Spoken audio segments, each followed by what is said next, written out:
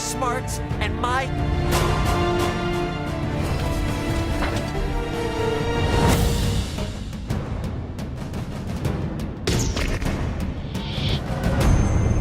He told me enough. No, I...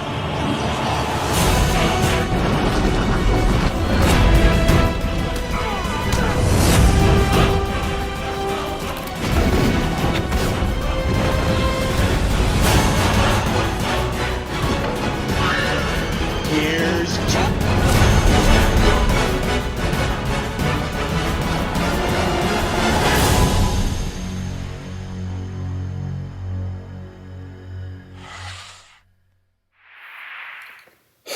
No, I really wanted to like this one. I really did. I had some hype for this. No, really, I wanted to like this. It turned out to be a letdown.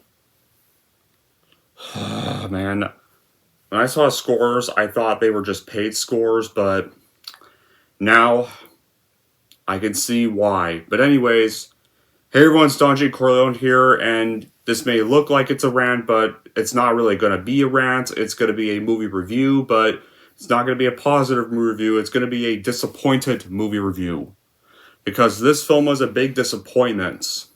This is from a director that's made some good films. I mean, yeah, he's hit or miss, but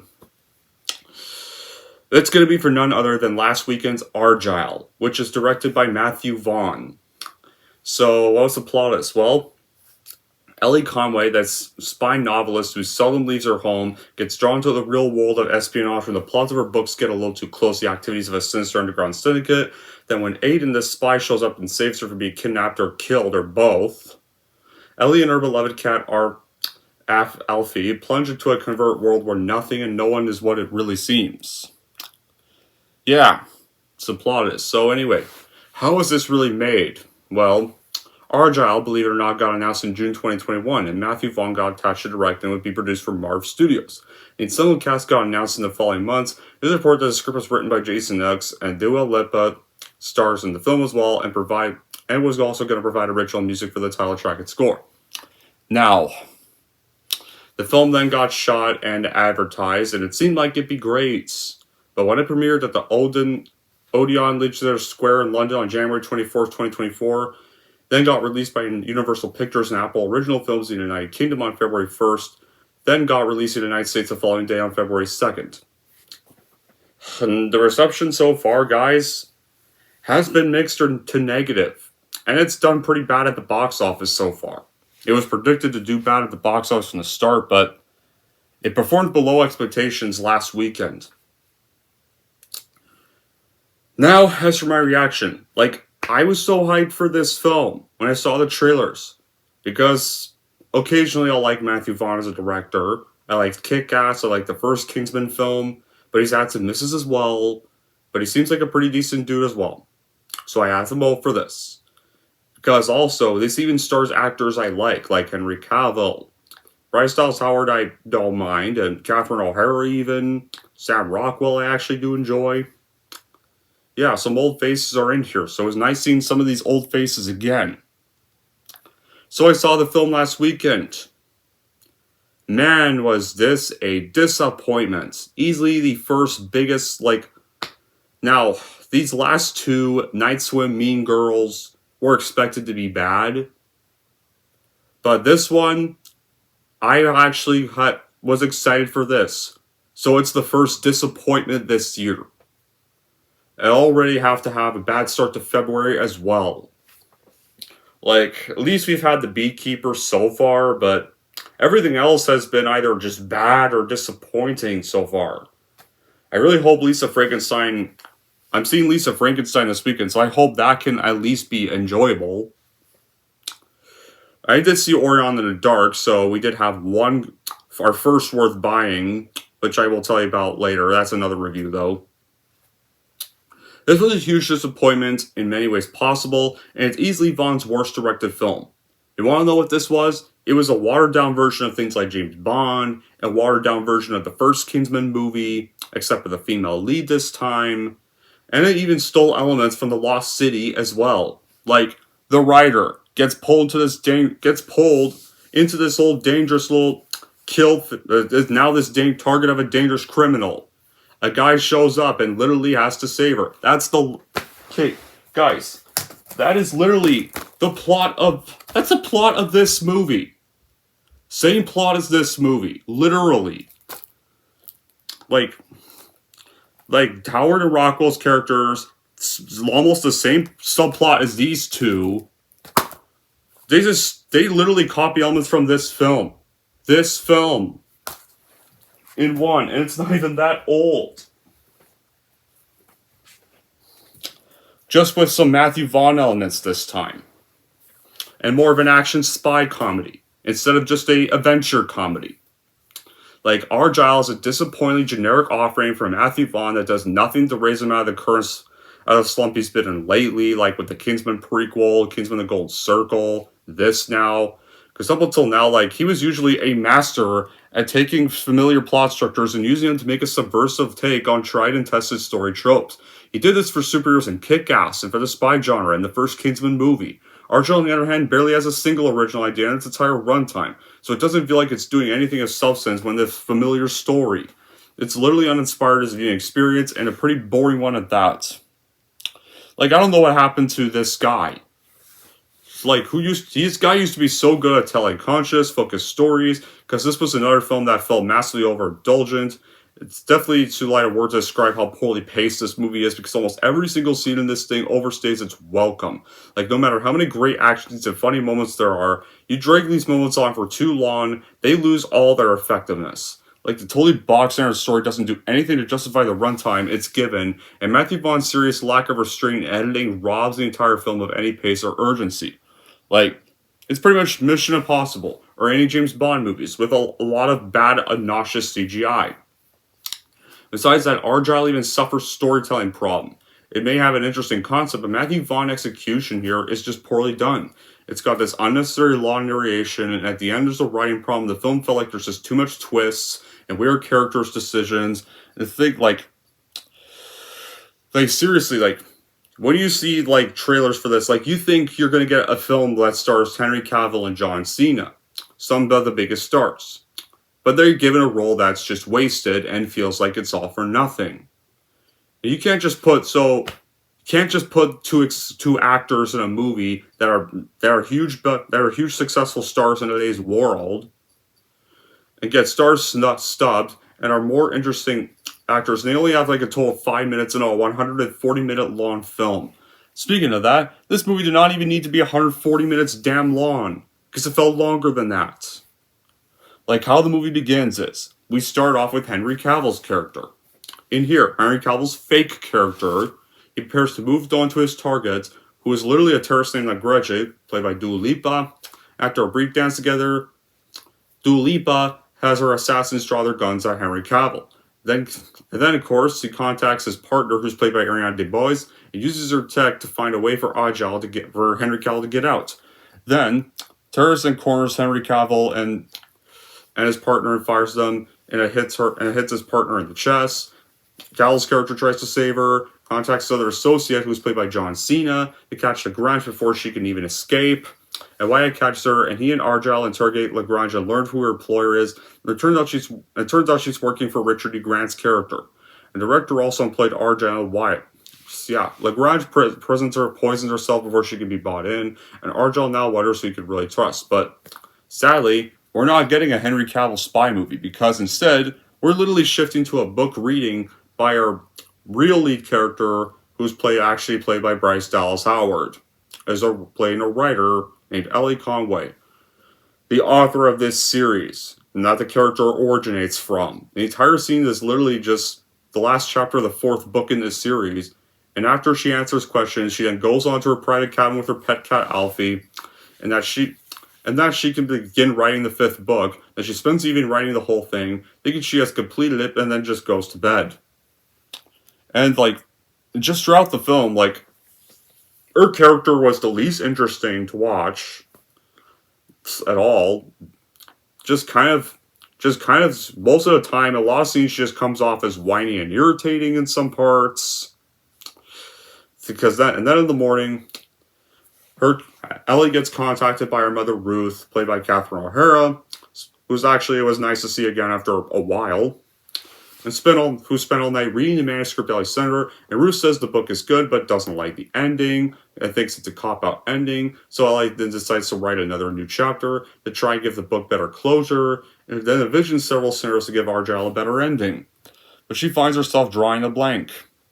So then she takes the train with Alfie to visit Ruth in Chicago, and when she suggests to help Ellie finish the book, then while she's on the train, we meet our other lead character, played by Alden Wilde. Alden Wilde is played by Sam Rockwell. Alden pretends to be a fan of Ellie's story before informing her there's people on the train that are out to get her, or targeting her. Then a fan comes in with a knife disguised as a pen, forces Aiden to jump into action and start fighting assassins while Ellie tries to hide, and although she visualizes Argylle himself in Aiden's place, one of the assassins is literally a man named Carlos, played by Thomas Parade. Ellie then recognizes the character from the book, reading as a supposed fan, and then Aiden takes Ellie to the end of the train, where he blasts the doors off the parachutes with her, and of course Alfie as well, out of the train, and she passes out midair. And like literally, to be honest, now with Rockwell's character, I think his character's actually not bad. I wish this guy was, I don't know why this guy could have been a writer instead. Like, I would have liked this better if he was the lead character. Was the one writing the ARGYLLE books. I would actually not mind that. Here. Even though there's times when he kind of feels like a discount called First from Kingsman, because then again, it's a watered-down, boring version of the first Kingsman movie. So here's the thing, though. Why doesn't ARGYLLE work? Literally, many complex reasons. It's difficult to answer. Like, here's many reasons. The humor and attempts to be quirky feel off. Like, I wasn't barely laughing at any of the attempted comedy scenes, and hardly any of the audience even laughed either when I was in the theater. There's a few cool action scenes, but there's just nothing to write home about. Like, and also, the MPA rating. What idiots decided that this should be a PG-13 film instead of an R-rated film? There's many deaths in the film, but it's PG-13, so we can't fully show it. So it feels neutered. They do, and you want to know why it's PG-13? Because they want to sell more tickets. Category to the casuals. But my theater was nearly empty on opening nights. So hardly anyone no, I'm not kidding, guys. Not that many people even showed up. There was a few, but not that many to write home about. Like, seriously. And plus, the movie didn't even make much on its opening weekend anyway. And fourth, for what amounts to a popcorn flick, I was just bored and unengaged. ARGYLLE promised in the trailers to be an executing cinematic experience with its star-studded cast and interesting trailers, hinting at a blend of espionage, action, and comedy. And the film captivated me, especially with its unique narrative approach, showing the author's perspective intertwined with Hollywood-esque scenes with Henry Cavill, and as the story progressed, it veered off course, bombarding the audience with an abundance of plot twists and reveals which, while fitting for a spy film, felt excessive. Then after our opening sequence where our two lead characters meet on the train, and they escape, Ellie then wakes up, and Aiden has cut his hair, reveals he took her to a cabin. He informs her that the assassins come from the sinister organization that's called the Division, and it's led by Bryan Cranston's character, Director Ritter. And they believe Ellie's book predicts certain events in their line of work. They have read her manuscript for book 5, and they are waiting for her to write for the final chapter. And Ritter's even shown to be executing his deputy director, who's played by Rob Delaney, for failing to apprehend Ellie and require a master file that could expose all agents of the Division. Then the character of Wyatt we find out the character of Wyatt was literally based off of Aiden, while Kira's apparently a real person who apparently really did die.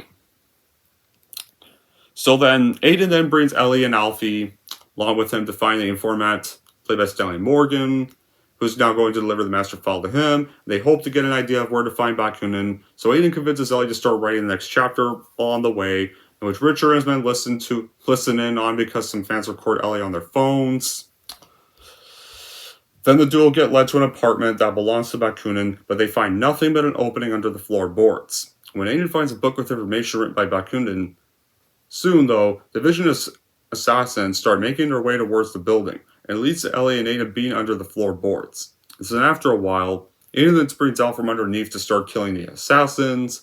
We get another action scene there. And before more start coming, like the two make their way to the roof, and they jump off onto a dumpster below. Right there, like they throw now Aiden has Ellie throw Alfie onto the whole thing. Like I think it's this part, like in the trailers. Then they jump, and then we get the whole cat leap thing in the trailers right there. Like Matthew Vaughn, he is known for his own unique action films. Like in addition to his work as a director, he's become involved in other films as a co-writer producer. Like in ARGYLLE, the writing work gets left independently to Jason Fuchs, who has not previously worked independently on a film script. And as a result, like of that, we get a messy story that remains more on the long-winded side. And Jason Fuchs tries to appear clever with a number of plot twists, but they're not always well developed, making the film more vague than really cleverly written. So, like, Matthew Vaughn or someone else would have been better off revisiting his final story, but they could have literally stepped in when necessary, and perhaps the final film could have been a little better. Right there, instead of what we got. Like, seriously, like, usually when you see Matthew Vaughn, you see a guy describing a... Like, Matthew Vaughn apparently thought the film was an ode to action films like Die Hard or Lethal Weapon. Like seriously, like, those films do this whole thing better. And they have better stories. They have better writing. They have better acting. Like, there's just some repetitive scenes in the film that resemble scenes from other films with Matthew Vaughn, because he couldn't think of new scenes, and it's clearly just out of ideas at this point. And while the film does deliver on its high-octane action sequences, stunning cinematography, it falls short in terms of character development and plot coherence. The characters, despite being portrayed by talented actors, they feel underdeveloped, and it leaves the audience disconnected from their motivations and emotional arcs. Like, the plot meanders at times, and makes it difficult to fully invest in the story. So then after they leave the apartment, Aiden brings Ellie to his place in London for safety, and he goes in the bathroom, and he talks to his employer with the shower running, but then Ellie overhears Aiden saying that he wants to put a bullet in Ellie's head, so Ellie fears for her life. She grabs Alfie and contacts her mom, Ruth, so she can go to Chicago herself with Alfie, obviously. And upon arriving, Ellie then rejoins Ruth, and then her father arrives. And guess what? In this obvious plot twist, because we saw this guy earlier, we saw this guy already being a villain. It's literally Ritter, who we already saw being a villain the minute he was introduced. So it's obvious it's obvious now that her parents are evil. So he starts going through Ellie's stuff, then Aiden arrives, and he tells Ellie that these two are absolutely not her parents. So Ritter drops the dad act, and Ruth also drops the mom act, and pulls a gun. And it turns out Ruth's real name is Margaret Vogler, and they pull a gun on Ellie. Aiden shoots her and knocks Ritter out before getting a horrified Ellie out, and unfortunately he pretty much forces her to leave Alfie behind. So yeah, it's got pretty much the generic twist where it turns out her parents are actually the people she thought were her parents and thought she could trust were her villains the whole time. You want to know where this has been done before, guys? Here's a hint. Lots. And lots of other times. Lots of them. Who even cares of this cliche anymore? Nobody. Like, this is already... Last time I saw this was Hitman's Wife Bodyguard, where he went for when Ryan and his asshole friends, like, the asshole Samuel Jackson character... Like, Samuel Jackson's character who became a complete asshole in that movie. And, like... And his stalker wife. They went to Morgan Freeman's house to hide out. And Morgan Freeman acts friendly at first, but guess what, guys? Apparently, he was actually aligned with Antonio Banderas' evil character. And you could literally... And if you watch that sequel, guys, you can already tell Morgan Freeman's gonna be fucking evil. And they did the same thing here. This cliche, I'm getting sick and tired of this twist cliche. It doesn't work anymore. So after they escape, after they leave Alfie behind, Aiden then escorts Ellie to meet his employer, Alfie Solomon, since I've already talked about Samuel Jackson earlier, the last part of this I just recently finished. Speak of the devil, guys. We meet Samuel Jackson's character. Like, seriously. Alfred Alfie Solomon.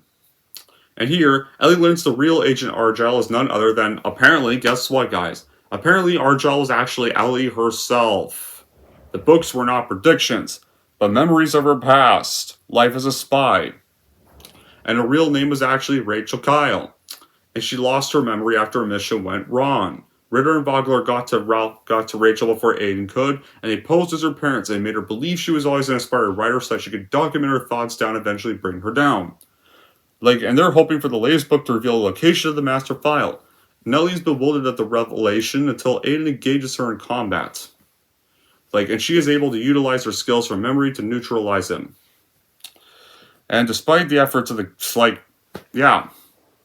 that's pretty much how it goes. Right there. It turns out Ellie was never actually Ellie, and she was never actually a writer. And this is where the film just straight up goes downhill. Right there. But despite the efforts of the cast of the characters, I don't blame the cast for any of this, guys. The cast do fine with their performances. But the characters they play in this movie, they're thinly sketched and they lack depth or complexity. And protagonist is this generic action hero archetype, and it lacks the charisma and depth needed to make them compelling. The supporting cast fares no better. They're one-dimensional characters who serve little purpose beyond advancing the film's plots, just predictable and formulaic. ARGYLLE even follows a predictable formulaic formula, offers little in the way of originality or innovation, and the constant non-stop plot twists and turns are telegraphed in advance, but they rob the film of any sense of suspense and tension. And the dialogue is cliched and uninspired, and the characters deliver cringeworthy one-liners that fail to land. And the humor in this movie never lands, speaking of that. And just, seriously, I don't remember the audience I was with laughing once. It's the kind of humor where you're more likely to groan than smile. The amount of cliches the movie poses are huge. The movie doesn't have an original bone in its body. Just all we keep getting instead of, epic scenes like in Kingsman, with epic scenes, I'll get to that part later. Instead of epic scenes like in some of Vaughn's other films, we get non-stop jokes about a cat that's in her bag the entire movie. Literally. So yeah. During the whole scene with Samuel Jackson's character, Solomon tells Ellie and Aiden that the master file's in the possession of a division associate named Saba Albarda, who's played by Sofia Boutella, and so the pair travel to Arabia, and Ellie must become Rachel once again, and waiting to speak to Saba at her compound, Aiden then starts dancing with Ellie, saying they used to be romantically involved, apparently. We need more twists, because I'm getting tired, because we're all loving these twists so far. No, we're all getting sick and tired of the twists. Saba sees Ellie alone, he talks to her, and she acts well enough as Rachel for Saba to give her the master file. Then the division, though, sadly, just then it seems like it's working. The division sadly tracks them down, captures both of them, and brings them on board their large ship. Ellie then learns here that she's an asset of the division, and a flashback reveals that she killed Bakunin before taking the master file. An explosion triggered by his apartment self-destructing led to her memory loss. So in order to save herself, Ellie then pretty much shoots Aiden in the chest to make Ritter think she's on her side, but yeah, we all know she's not actually turning evil, because it's obvious. She has to pretend that she doesn't care for Alfie. It was in Ritter's custody, when she really does. In reality, we all know Ellie shot Aiden with a specific area so the bullet would go through his chest but missing the heart. And survival being dependent on stopping the bleeding soon enough. So yeah, that was obvious. Something that Ellie clearly got this from a fan theory. How Kira could have been brought back. Zenana gets free, kills his captors before going to help Ellie. Then Ellie sees one last hallucination of ARGYLLE. ARGYLLE tells her that she never needed him to do what he could do, and before she takes on Carlson and his goons, and they have to stop the whole gunfire after crude oil starts to leak out. Seriously, Henry Cavill scenes are the best thing. Why can't we have a film about his character? Why can't this movie be about his character instead?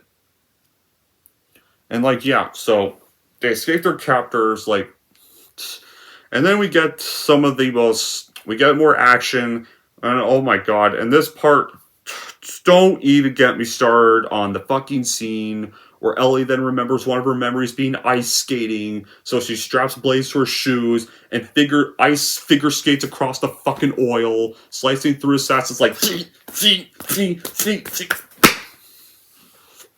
before fighting Carlos, ends with her throwing a knife into his heart.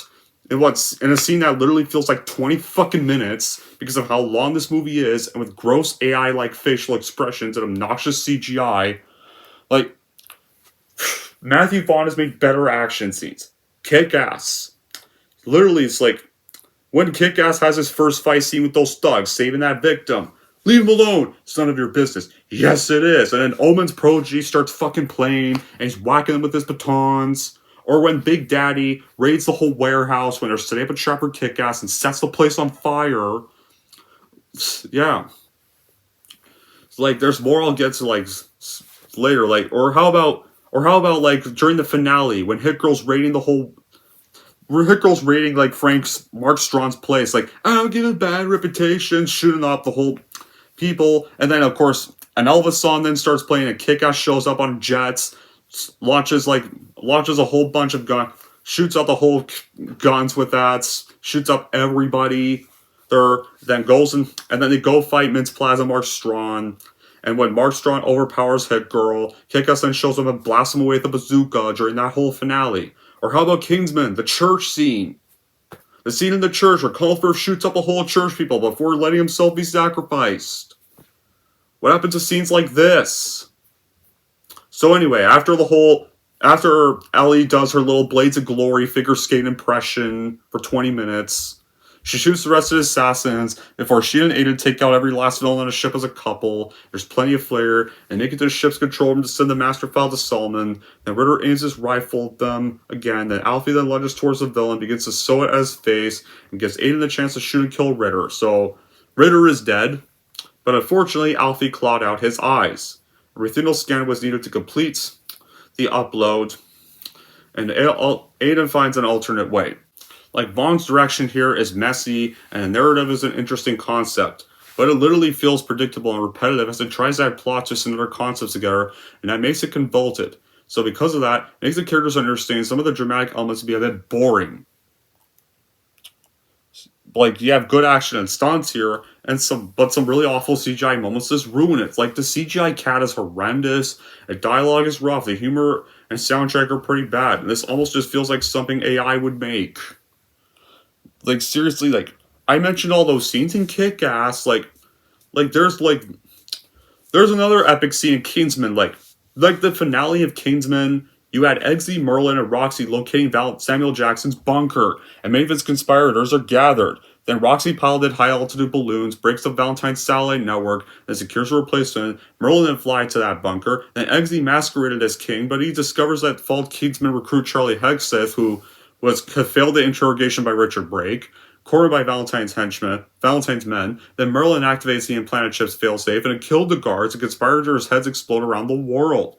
Valentine activated its signal in that one, and it triggered worldwide Pandorium. Eggsy then killed his henchman Gazelle. And of course, Eggsy then epically killed Samuel Jackson's character and impaled him with one of Gazelle's sharpened prosthetic blades.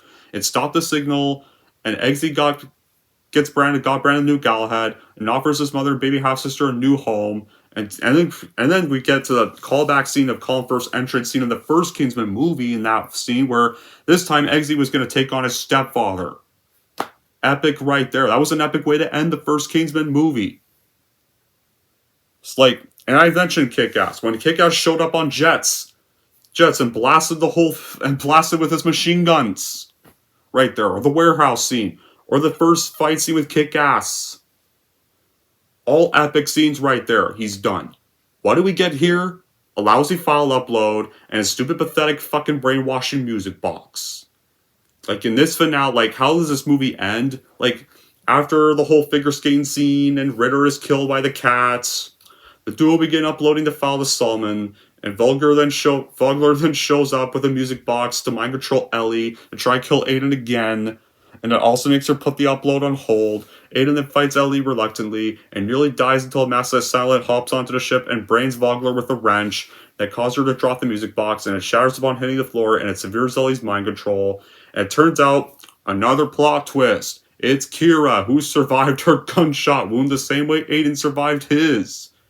Because it turns out Kira's the one who suggested the theory to Ellie.